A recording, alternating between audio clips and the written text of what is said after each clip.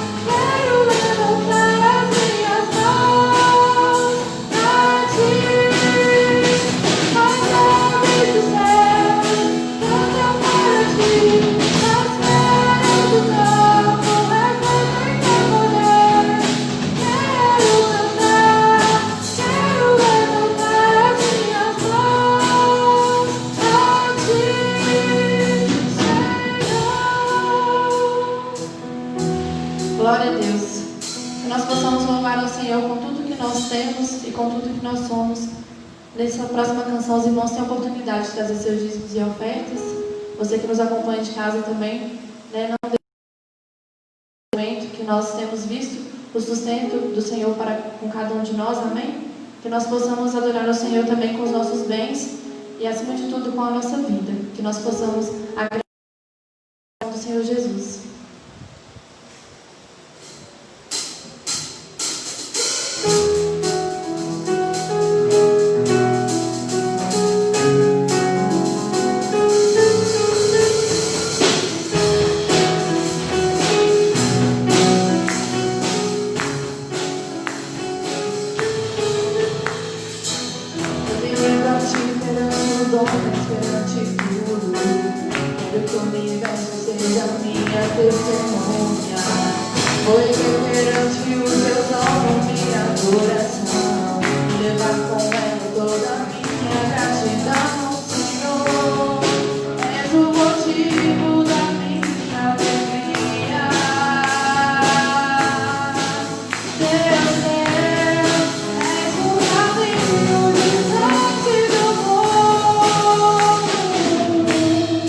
Vou te alegrar com meu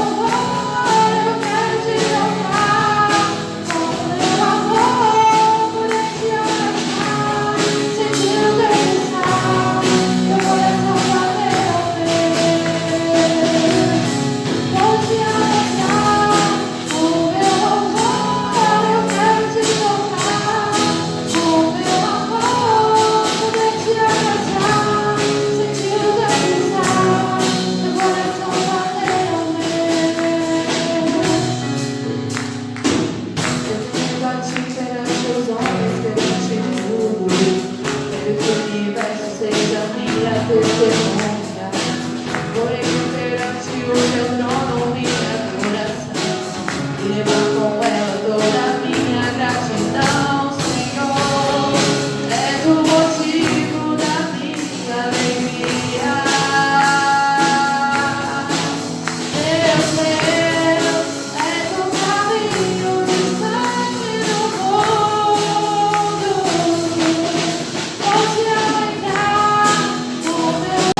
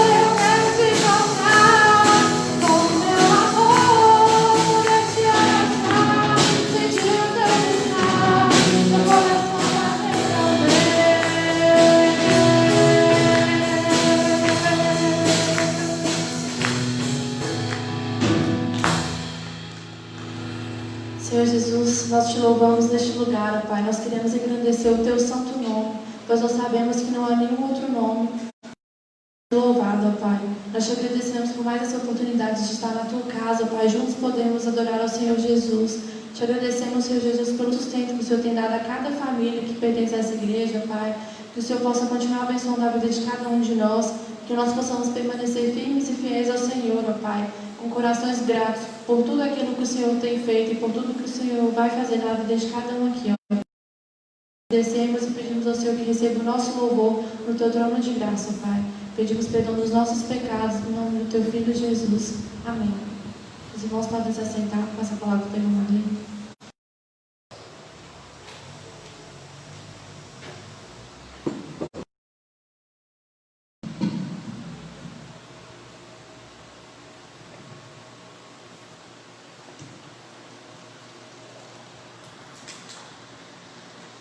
Boa noite, irmãos.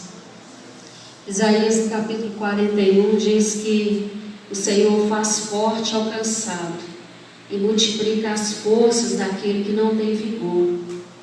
Se você se sente abatido, se sente triste, sempre é hora de oração, sempre é hora de clamar, sempre é hora de agradecer, sempre é hora de louvar.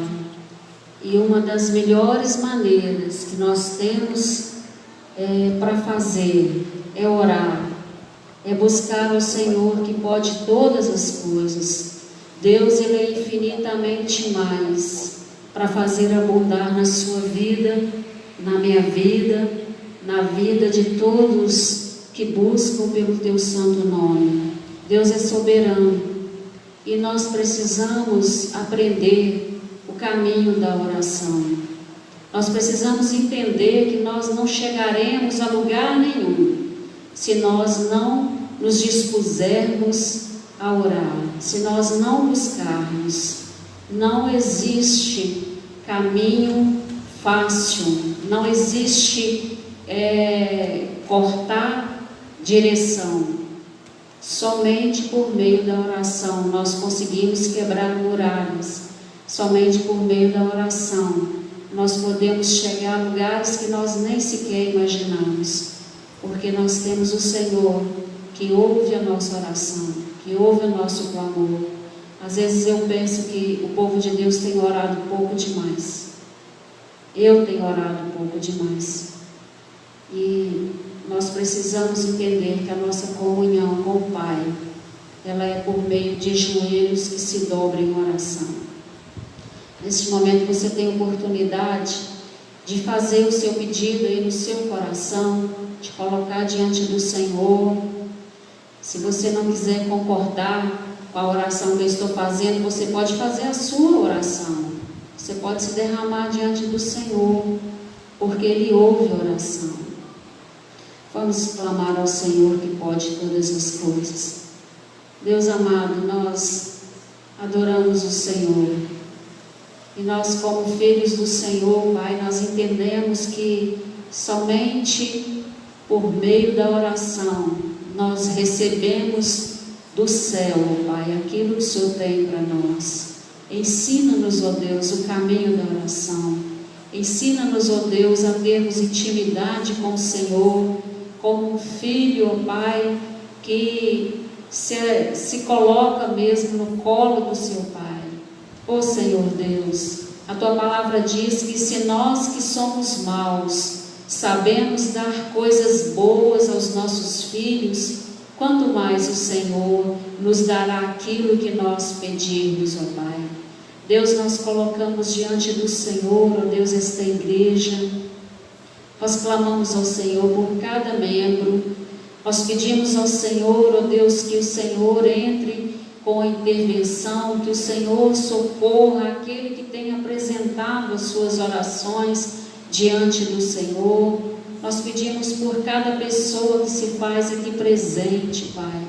Ó Deus, que o Senhor abençoe, que o Senhor traga cura onde necessário for, que o Senhor traga, Pai, a direção do céu, Deus, sobre a vida dos nossos irmãos aqui presentes, sobre os familiares, que muitas das vezes, ó Deus, nós temos colocado diante do Senhor, Pai. Salve aqueles, ó Deus, que nós esperamos, ó Pai, que nós temos colocado em oração. Traga, Senhor Deus, cura para a nossa nação. Traga, Senhor Deus, cura para o nosso país. Quantas pessoas, ó Deus, estão com seus corações partidos, ó Deus, com seus corações tristes, ó Deus, porque perderam pessoas do seu íntimo, ó Pai, que partiram, ó Deus. Nós pedimos ao Senhor que traga consolo, Pai. Nós pedimos ao Senhor, ó Deus, que traga uma resposta, Pai, para este vírus, ó Deus, que tanto tem destruído vidas, ó Pai. Nós pedimos ao Senhor, ó Deus, que é médico dos médicos, que pode todas as coisas. Nós pedimos ao Senhor que traga uma direção, ó Deus, que o Senhor traga, ó Pai, conhecimento, ó Deus, a medicina, ó Deus, para que haja uma vacina, Pai, capaz de banir esse mal, ó Deus, no meio de nós, ó Pai. Nós pedimos ao Senhor, ó Deus, que visite, ó Pai, os corações, ó Deus. Nós pedimos ao Senhor que sara, Pai, os nossos familiares, os nossos queridos que necessitam de um encontro com o Senhor, que precisam de salvação, Deus. Nós oramos ao Senhor pelas autoridades, ó Deus, políticas do nosso país. Nós colocamos cada um dos políticos do nosso país, da nossa nação, nas suas mãos. Ó Deus amado, a Tua palavra diz que feliz é a nação cujo Deus é o Senhor. Deus, que cada político, ó Deus, governe com responsabilidade, que cada um governe debaixo do temor do Senhor, que não haja nenhum interesse próprio, ó Deus, mas que os menos favorecidos, ó Deus, possam receber, ó Deus, aquilo que necessitam, ó Deus, como saúde, ó Deus, como educação, Pai. Tudo aquilo, ó Deus, que faz com que os nossos jovens ganhem conhecimento, que o Senhor, ó Deus, possa direcionar todas as coisas. Nós oramos ao Senhor também, ó Deus, pelos nossos empresários, ó Deus, da nossa nação, por aqueles, ó Deus, que não estão tendo condições de manter os seus negócios, ó Pai. Nós pedimos ao Senhor a solução, Pai. Nós pedimos ao Senhor que as portas de emprego se abram, ó Deus, para que o povo, ó Pai, tenha, ó Deus, onde trabalhar, tenha como sustentar as suas famílias. Nós pedimos pelos milhões de desempregados, ó Deus, que estão sofrendo, seus filhos, ó Deus, estão chorando, ó Deus, por falta de pão nas suas mesas. Nós clamamos ao Senhor, ó Deus. Nós pedimos a intervenção do Senhor.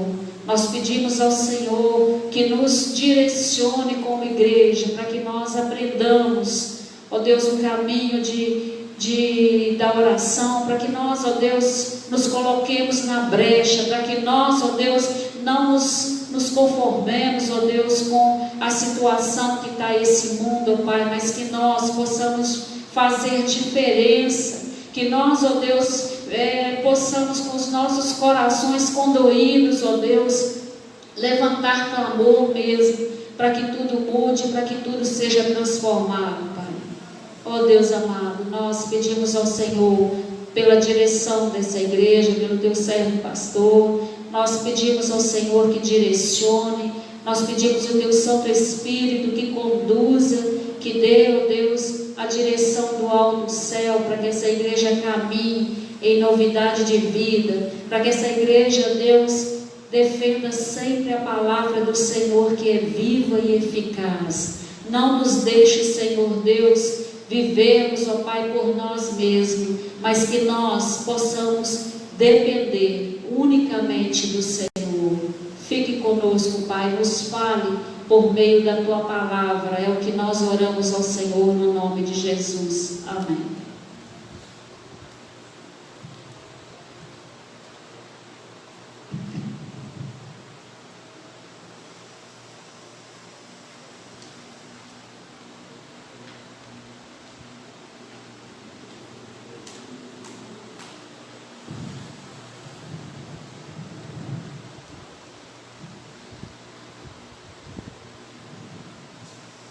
Boa noite, irmãos.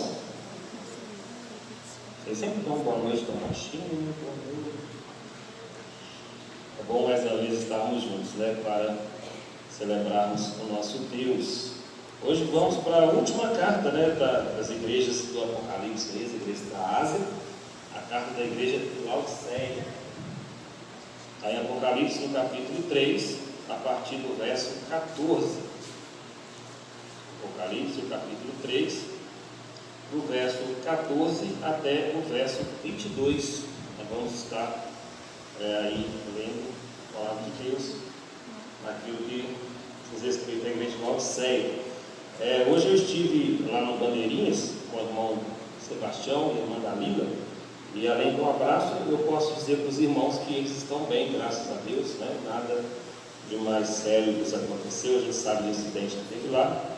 A gente esteve lá conversando com eles e já tomando algumas providências também, para que eles possam ficar mais resguardados lá, né, contra esse tipo de vandalismo.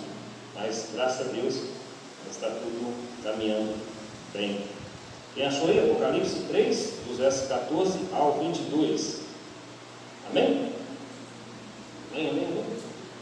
Apocalipse 3, do 14 ao 22. Se você nos acompanha em casa também, é sempre uma alegria ter você conosco. Mas se você não faz parte do culto de risco, você pode vir ao culto presencial. É muito importante também, né, o convívio com os irmãos. A gente não pode dar as mãos, se abraçar, é só de olhar nos olhos uns dos outros já nos traz, né, uma sensação de que estamos mais perto.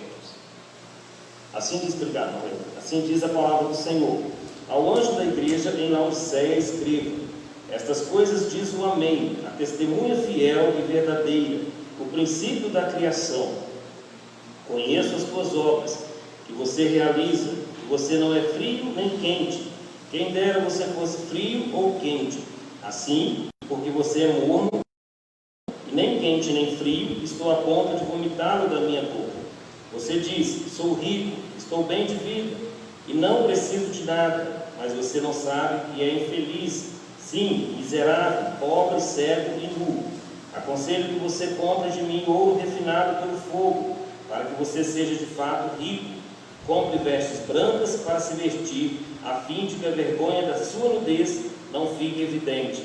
E colírio para ungir os olhos, a fim de que você possa ver. Eu repreendo e disciplino aqueles que amo. Portanto, seja zeloso e arrependa-se. Eis que estou à porta e bato. Se alguém ouvir a minha voz e abrir a porta, entrarei em sua casa e cearei com ele e ele comigo. Ao vencedor darei o direito de sentar-se comigo no meu trono, assim como também eu venci e me sentei com meu Pai no seu trono. Quem tem ouvidos, ouça o que o Espírito diz às igrejas. Amém? Vamos mais uma vez orar. Ó Deus, obrigado mais uma vez pela oportunidade de estarmos aqui refletindo sobre a Tua Santa Palavra. Que ela possa encontrar lugar em nosso coração, possa edificar a nossa vida. E que possamos, Deus, sair deste lugar um pouco mais conhecedores da Tua Santa Vontade. Prepara os nossos corações, a nossa mente. Fale conosco nessa noite. Nós te pedimos com perdão os nossos pecados, no nome santo de Jesus. Amém. Então, a última carta, a igreja de Laodiceia. A igreja de Laodiceia é uma das igrejas que o Senhor trouxe a maior repreensão. Ela fica ali no vale de Lico, na Ásia Menor. E naquela época existiam 3 cidades principais. Uma era a cidade de Colosso, como Paulo escreveu aos Colossenses, e era conhecida por suas fontes de águas frias. E também tinha uma outra cidade que chamava Hierápolis, que era conhecida por suas fontes de águas termais. E Laodiceia, conhecida por sua água morna e também por uma igreja morna, que chegou a causar enjoo no nosso Senhor Jesus Cristo. Ele começa a carta, como todas as outras, ao anjo da igreja, destinada ao líder, ao pastor daquele lugar, e vai falar sobre a igreja de Laodiceia a partir do verso 14. Ela é citada aqui em Apocalipse, no capítulo 3, e também em Apocalipse 1, 11, e também na carta de Paulo aos Colossenses, Colossenses 4, dos versos 13 a 16, Paulo também vai falar a cidade de Laodiceia, Colossos e Hierápolis. É só falar registrado em Colossenses, no capítulo 4, a partir do verso 13. Todas elas ficavam no vale ali, que era o vale do rio Lico. E Laodiceia situava-se no local da cidade hoje, moderna, Denizli, lá na Turquia. É uma cidade até hoje que é uma das principais cidades ali da Turquia. E no cruzamento de estradas principais da Ásia Menor. Antigamente a água que se usava lá na cidade, ela vinha de arquedutos, das fontes termais do sul da cidade. E até chegar lá em Laodiceia, a água não chegava a ficar fria, mas ficava morna, e ela tinha uma fama, uma reputação das suas águas não serem potáveis. A água que, quando as pessoas engoliam, elas passavam mal e chegavam, muitas delas, a vomitar. E semelhantemente, Jesus sentiu vontade de vomitar da sua boca a igreja de Laodiceia, como a gente vê no verso 15 e 16. Outras características importantes de Laodiceia, elas vão servir como base para nós, para que a gente possa entender a linguagem que o Senhor Jesus usou aqui nessa carta. Ela foi conhecida como uma espécie de centro bancário. Em Apocalipse 3, 17 e 18, a gente vai encontrar um pouco sobre isso. Que é a região que produzia uma lã muito especial, uma lã que era tingida de negro, uma lã preta, 3,18. E era um tipo de lã muito caro, e que as pessoas vinham de toda parte para poder comprar ali. E também lá era conhecido pelos médicos que eram médicos que cuidavam dos olhos. Então, as pessoas que tinham problemas na visão, eles iam para Laodiceia para ser tratados. O versículo 19 vai falar sobre isso. E aí Jesus começa dizendo o amém. Essa palavra amém, todos nós conhecemos por assim seja, ou seja feito assim, e ela vem dessa origem hebraica, que ela significa assim seja, mas também significa certamente ou verdadeiramente, e pode ser entender também que assim se faça. Então aqui é como Jesus estivesse falando que a sua palavra é a final e a sua palavra tem autoridade absoluta e que deveria ser cumprida. Jesus também se declara como uma testemunha fiel e verdadeira. É quase a mesma descrição que nós vamos encontrar ele dizendo ali no Apocalipse capítulo 1, o verso 5. Jesus traz esse verdadeiro testemunho sobre seu Pai e a vontade dele para com os homens. Ele fala Na verdade, que cada promessa e cada advertência que vem da sua boca vem diretamente do trono de Deus. Aí ele também diz o princípio da criação, no verso 14. Aqui essa palavra pode ser entendida de duas formas, né? A primeira delas é como se Jesus fosse o primeiro ser a ser criado por Deus. E por isso nós não podemos usar apenas esse versículo para poder interpretar, porque a segunda interpretação, e acredito eu, e a maioria dos teólogos assim também defende, é que ele não era o primeiro a ser criado, né, mas sim a fonte da criação. Então, quando ele se coloca o princípio da criação, ele está se declarando como a origem de toda a criação. E isso é uma coisa que nós precisamos ter clareza, né, porque tem uma diferença grande aí.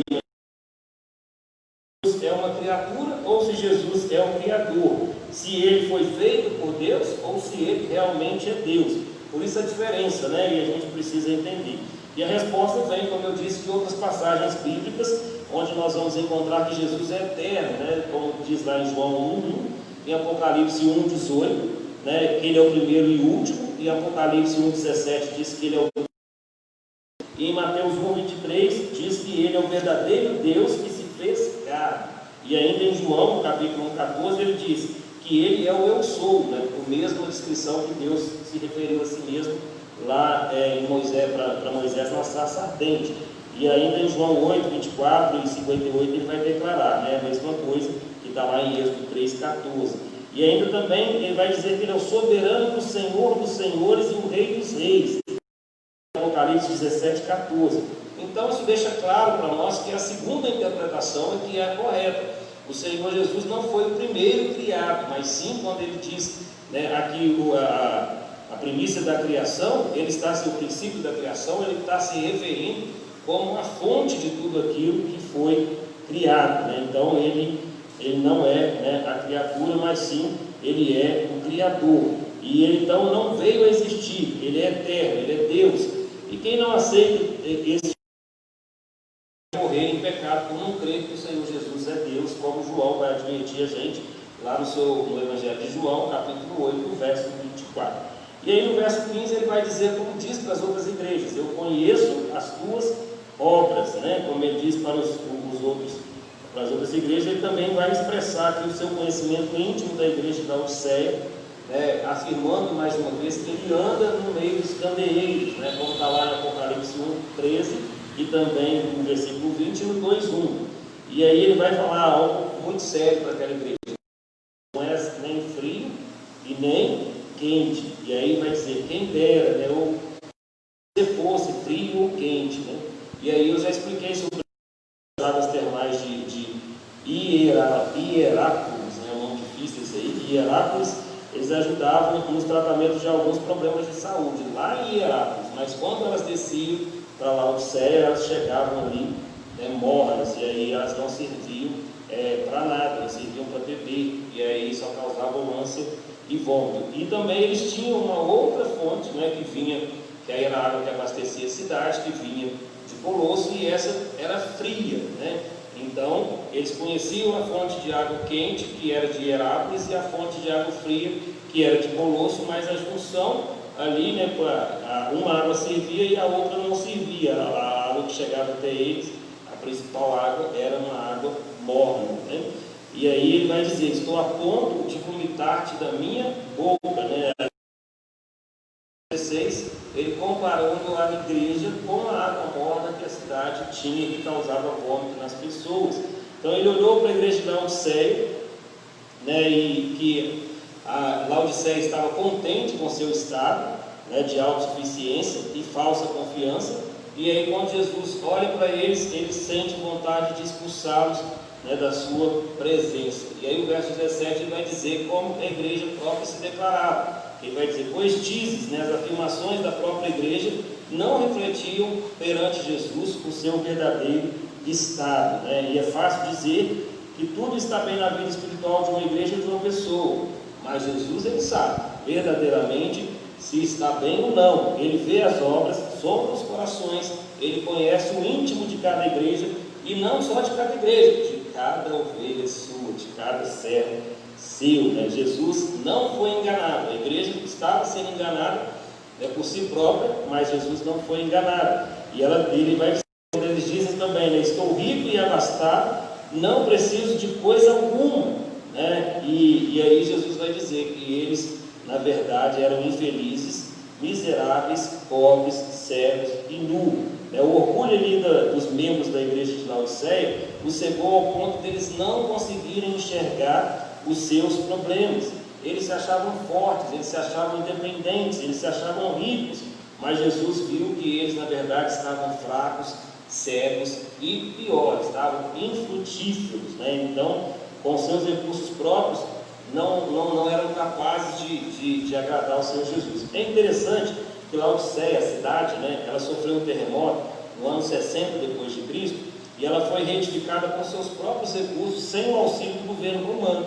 E a igreja parece, né, que ela se sentia na mesma situação de autossuficiência, né, que é uma situação muito perigosa para um rebanho de ovelhas, né, que precisam sim seguir o seu pastor, que é o Senhor Jesus. Nós todos somos ovelhas do Senhor Jesus, e nós não podemos nos considerar autossuficientes, mas sim dependentes do Senhor Jesus. Então, Laodiceia também, quando o Senhor Jesus vai dizer para eles que eles eram cegos, ele vai se referir justamente, eles eram um centro de tratamento dos olhos, um lugar onde as pessoas tinham dificuldade de enxergar, e quando chegavam ali, elas encontravam a solução para o seu problema, mas a igreja era cega espiritualmente, né? Então, Jesus vê isso e vai dizer, né, o grande tratamento médico que eles tinham, né, para os olhos físicos não era suficiente para tirar a cegueira espiritual. E eles precisavam de ser humildes, né, como os publicanos e pecadores, escrito lá em Lucas 5, de 31 a 32. Eles também produziam, né, roupas de lã, né? Então era uma igreja que era conhecida, uma cidade que era conhecida, né, pela sua tecelagem, era um polo de moda, né? Como hoje a gente vê aí o São Paulo Fashion Week, ou nós aqui gostamos de ir em Barro Preto, porque lá se encontra de tudo, né? E aí, nem tanto num preço tão bom como era antes, né? Mas se encontra de tudo na famosa Feira Hippie, né? E ali, lá em São Paulo, no Brás, né, os mais humildes, né, como no Brás, não vamos São Paulo Fashion Week, mas Laodiceia era uma cidade conhecida também, né, pela alta costura, então pelas roupas finas, pelas roupas caras. E o Senhor Jesus diz que essas roupas não eram capazes de esconder a verdadeira nudez que a igreja estava, né, diante deles. Uma cidade que produzia roupas de lã e a igreja andava nua, né, sem a vestimenta da justiça, que era oferecida pelo Senhor Jesus, como podemos encontrar em 2 Coríntios 5, 3 e também em Colossenses 3, 9 e 10. E aí vem um conselho do Senhor Jesus para a igreja no verso 18. Ele não fez nenhum elogio à igreja de Laodiceia, mas ofereceu um conselho para guiá-los de volta à sua comunhão íntima com ele. E ele sugeriu que 3 coisas eram necessárias para que eles pudessem ter comunhão. A primeira, ele vai dizer, comprar de Cristo ouro refinado. Ou seja, eles tinham muito dinheiro devido ao comércio, não somente de roupas, né, mas também era um lugar que tinha muitos ourives, porque eles dominavam a arte, né, do feitio de joias. Então era um lugar onde se adquiria também as joias.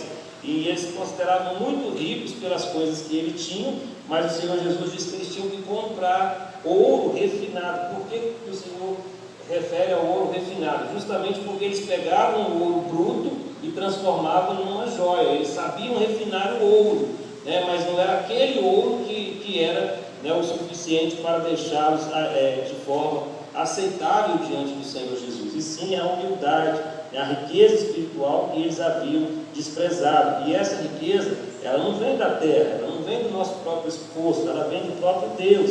É Ele que oferece o ouro puro e refinado pelo fogo santo, né, não pelo fogo comum. Então essa era a primeira coisa, eles reconheceram que a sua riqueza, que os seus bens materiais, que o ouro que eles tanto se orgulhavam, não serviam para que eles agradassem ao Senhor Jesus, que eles precisavam comprar, como Jesus disse, comprar de Cristo, né, ouro puro, refinado, não que eles pudessem usar aquele ouro para poder pagar, né, o Senhor Jesus, mas porque eles tinham essa ideia de comprar o ouro e refinar. E aí Jesus usa a mesma coisa. Então, vocês foram lá buscar ouro, venham buscar de mim, o que é verdadeiro e realmente é puro. E também o Senhor disse que eles deveriam comprar do Senhor vestiduras brancas. É interessante quando o Senhor fala de vestiduras brancas, porque a principal mercadoria que eles tinham era a lã negra, né? Então Jesus fala assim: olha, essa lã que vocês se orgulham, que é uma lã negra, né? Vocês precisam de uma roupa branca. Eles não produziam, mas aí Jesus estava querendo fazer uma analogia com o pecado, né? Vocês se orgulham de uma coisa, mas vocês precisam de outra, ou seja, precisam de purificação, né? Comprar vestiduras brancas. É Deus que lava os nossos pecados, né? E nos veste de pureza, né? E de atos de justiça, como em Apocalipse 3:4, mas está escrito também no 19:8. Então, eles tinham uma riqueza de roupa, mas como o Senhor disse, eles estavam nus, porque as suas vestes, né, não eram capazes de purificar os seus pecados. E aí o Senhor Jesus, quando diz para eles comprarem vestes brancas, mais uma vez, não é pagar pela santificação ou pela salvação, mas como eles tinham o costume de pagar pela vestimenta, de comprar, de ir buscar, o Senhor mais uma vez diz para eles: venham buscar de mim, né, vestimentas brancas, roupas de pureza, roupas de justiça. E por fim, a terceira característica aqui, a terceira exigência do Senhor, o conselho do Senhor Jesus para eles, é que eles comprassem o quê? Colírio para os olhos. É mais uma coisa que Laodiceia se orgulhava, porque eles tratavam dos olhos das pessoas. E aí, como se Jesus dissesse para eles assim: ó, primeiro, a água de vocês não serve para nada, ela é morna, né? Quem dera se ela fosse fria ou quente. Então, aí vira para eles: a riqueza que vocês têm, o ouro que vocês tanto orgulham, também não garante para vocês a salvação, não serve para me agradar. Então, não serve. Aí, as roupas que vocês produzem, que também trazem para vocês uma grande satisfação, elas também não servem para mim. E até o colírio, que é capaz de dar a visão para as pessoas, não está sendo capaz de tirar a cegueira espiritual que vocês estão vivendo. E aí ele vai dizer: comprar colírio para os olhos, porque somente Jesus pode curar a nossa cegueira espiritual.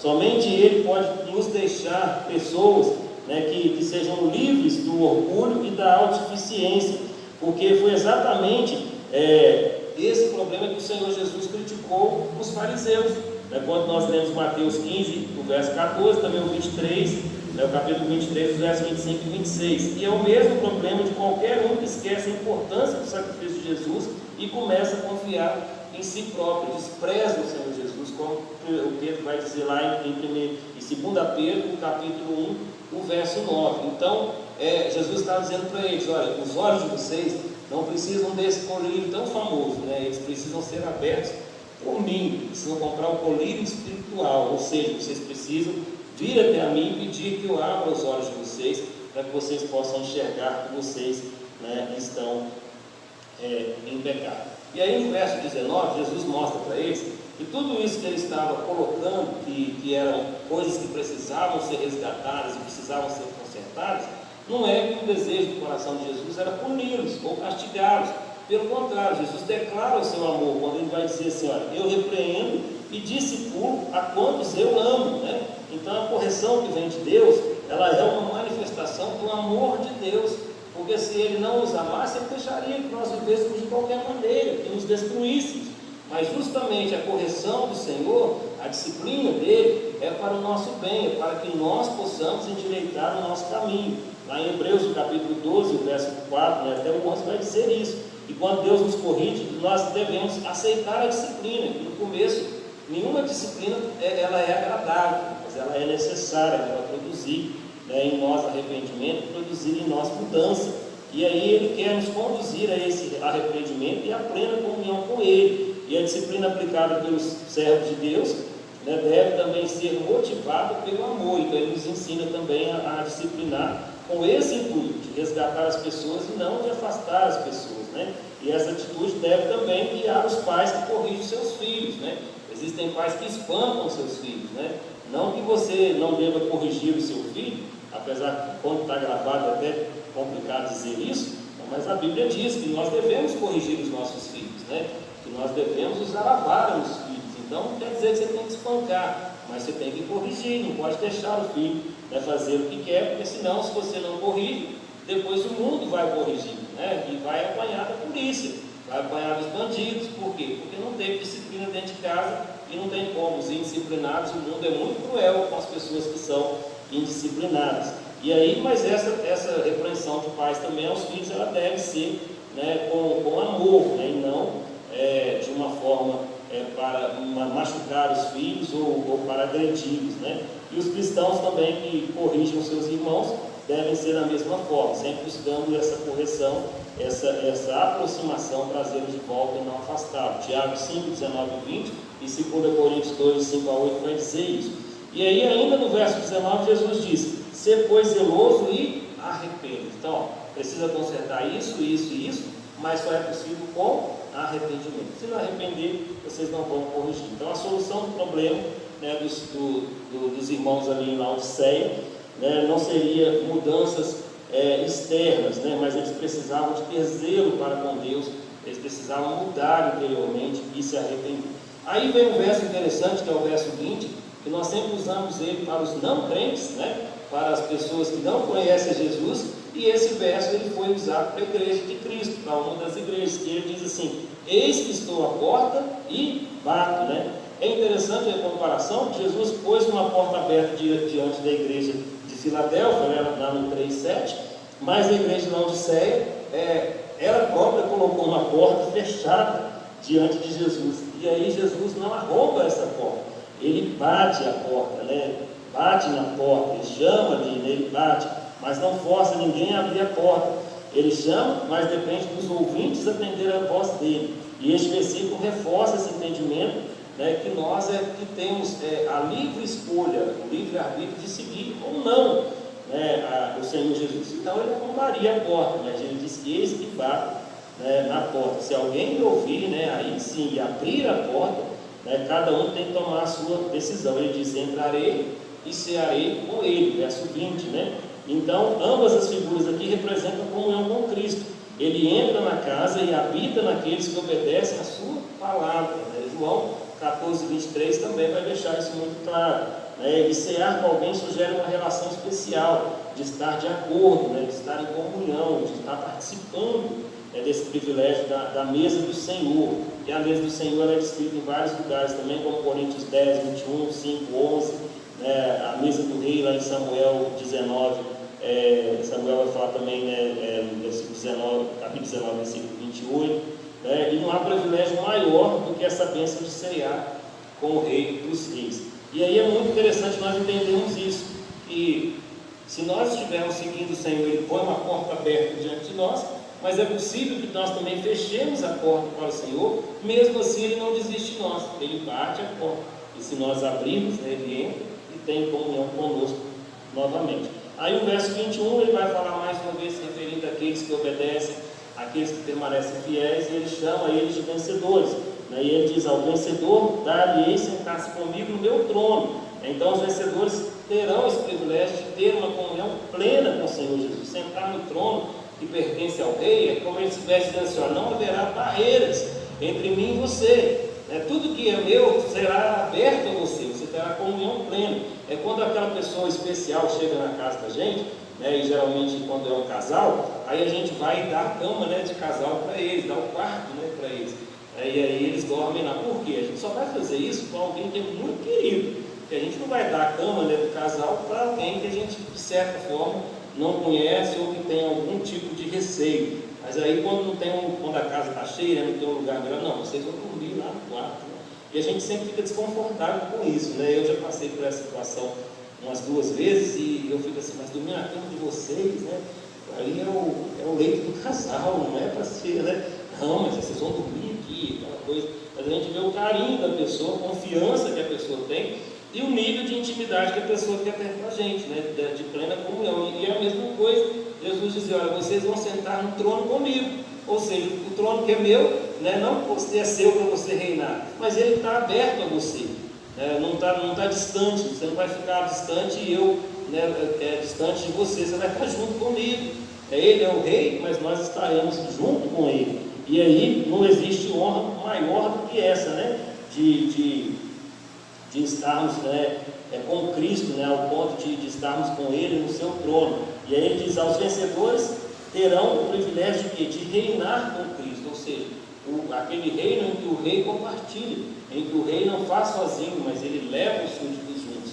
Então Jesus diz, vai reinar comigo, né? No 2, 26 e 27, no 24 também vai dizer. E essa tal honra, ela não seria para aqueles que se consideravam autossuficientes, para aqueles que eram orgulhosos, mas sim para aqueles que eram humildes ao ponto de serem obedientes. E Jesus foi obediente ao Pai, né? E ele foi obediente quando ele estava nessa terra, antes de ser exaltado, né, lá no céu. Em Filipenses 2, verso 8 e 9, vai dizer isso, que ele foi obediente e obediente até a morte de cruz. Então somente os que são obedientes, os que são servos, é que serão exaltados com Cristo. E ele encerra, como ele encerra as outras cartas, dizendo, quem tem ouvidos, né, no verso 22, né, ouça, né? Então Jesus bate, chama e cabe ao homem ouvir e atender, né, a sua voz. A importância de ouvirmos a palavra de Deus, de darmos atenção ao que Deus nos diz. E é interessante como Deus fala conosco, né? E Deus fala conosco de muitas maneiras, né? Mas a principal maneira do Senhor falar conosco, ao nosso coração, é através da sua santa palavra e através dos nossos momentos de oração. Deus fala com a gente muito nessas horas que a gente precisa ouvir.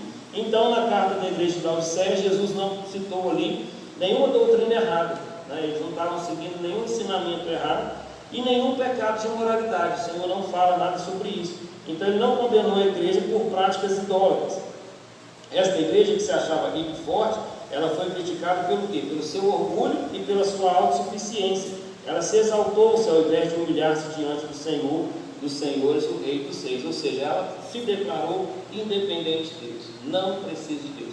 A gente já disse isso aqui em outras vezes, não existe perigo nenhum, não existe pecado nenhum em ser rico, mas a riqueza é um grande perigo, porque a riqueza abre muitas portas e ela tende a seduzir as pessoas que não estão focadas realmente em Cristo, né, a se acharem, né, autossuficientes e independentes, de não precisarem de Cristo. Esse é um dos riscos, né, de ficar ricos, né, e ter esse controle, né, continuar sendo servo, sendo humilde. Quanto mais recursos se tem, mais precisa se fazer um esforço para não deixar se seduzir por esses recursos e deixar que o Senhor, né, continue sendo sempre, continue sendo, né, o Deus da nossa vida. Então, queridos, muitas coisas essa igreja, essa carta nos ensina, né? Primeiro, que o Senhor tem o controle, Ele tem acesso mesmo para aqueles que fecham a porta, né? Ele não nos obriga a seguir, mas Ele enxerga tudo o que está acontecendo, Ele fala, Ele sempre nos chama ao arrependimento. E essas três coisas que o Senhor Jesus falou para a igreja de Laodiceia servem também para nós, de nós não acharmos que somos ricos, né, pelos bens que nós possuímos, porque a palavra de Deus diz que a riqueza de um homem não se consiste na abundância dos bens que ele possui, e então isso serve para nós também.